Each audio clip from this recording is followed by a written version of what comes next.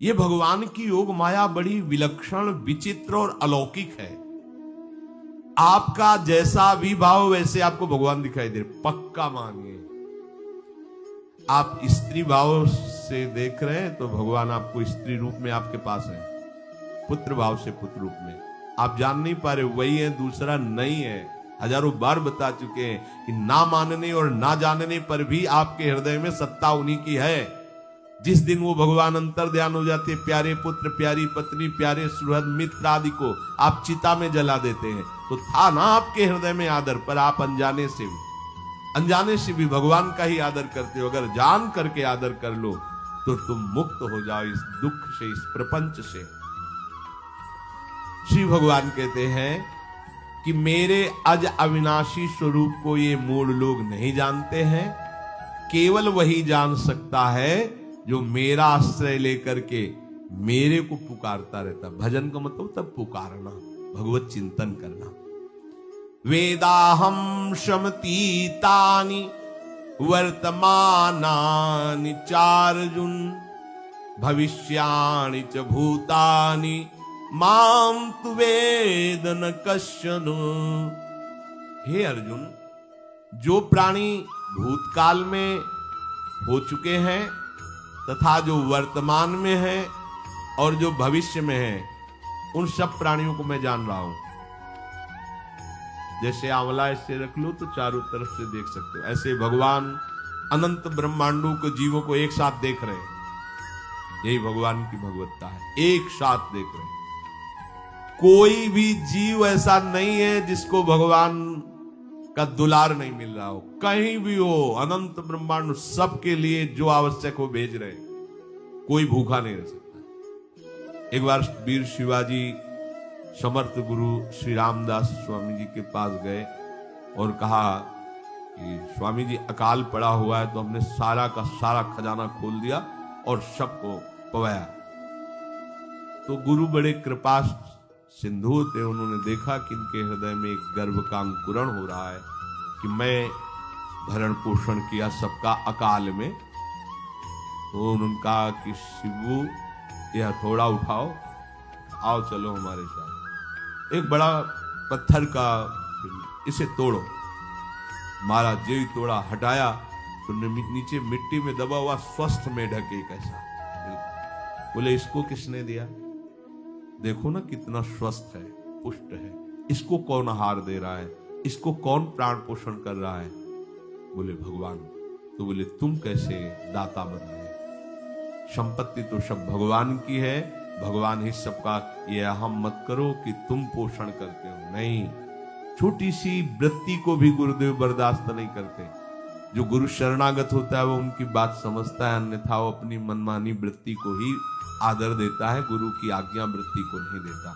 छोटा सा भी अभिमान का कण अपने जनों में गुरुदेव को बर्दाश्त नहीं होगा, क्योंकि यही भगवत प्राप्ति में बाधा बन जाएगा।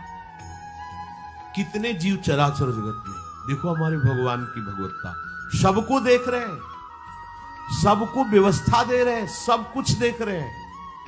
3 प्रकार की लीला हो रही, कहीं पालन लीला, कहीं सृजन लीला, कहीं विनाश लीला, उन्हीं के द्वारा हो रही, वही देख रहे हैं, वही कर रहे हैं। अगर ये बात तुम्हारी समझ में आ जाए तो अभी भगवान की शरण हो जाओ, पर अहम के कारण ये बात समझ में नहीं आती।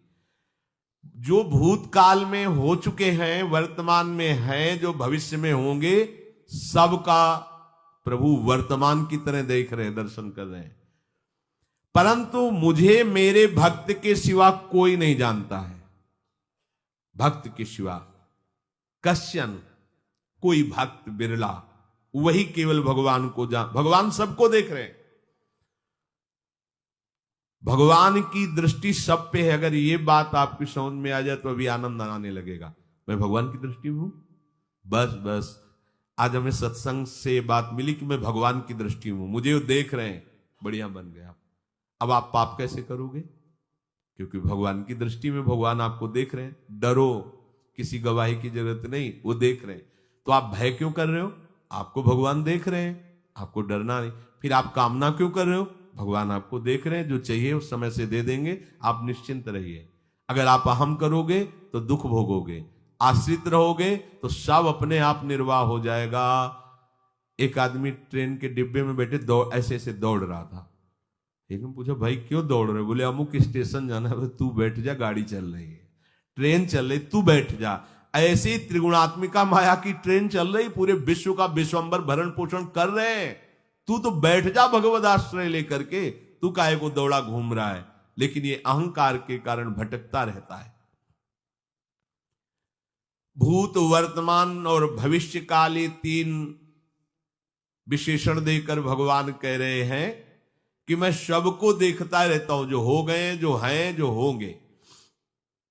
भूत के प्राणी, भविष्य के प्राणी अथवा वर्तमान के प्राणी सभी भगवान की दृष्टि में वर्तमान की तरह ही है। ये भूत, भविष्य, वर्तमान काल केवल हम लोगों की दृष्टि में भेद है, भगवान की दृष्टि में नहीं।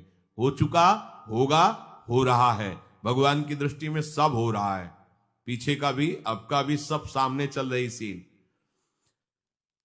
हमारे हृदय में विश्वास हो जाए प्रभु हमें देख रहे हैं।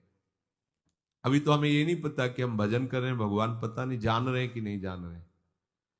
अभी भक्ति में रंग आ जाए, अगर ये बात समझ में आ जाए कि प्रभु देख रहे हैं हमें।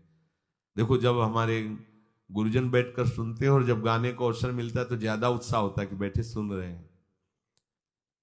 ऐसे ही अगर हम मान लें कि हमारे प्रभु सुन रहे हैं, हम जो भजन कर रहे हैं हमारे प्रभु देख रहे हैं, जो सेवा करें भगवान हमारे स्वीकार करें, प्रियालाल स्वीकार कर, अभी भक्ति का रंग आ जाए, ये बात हमारे हृदय में बैठ जाए कि मैं हर समय प्रभु की दृष्टि में हूं, हर समय मैं अपने आराध्य देव की दृष्टि में हूं, कितना आनंद आएगा।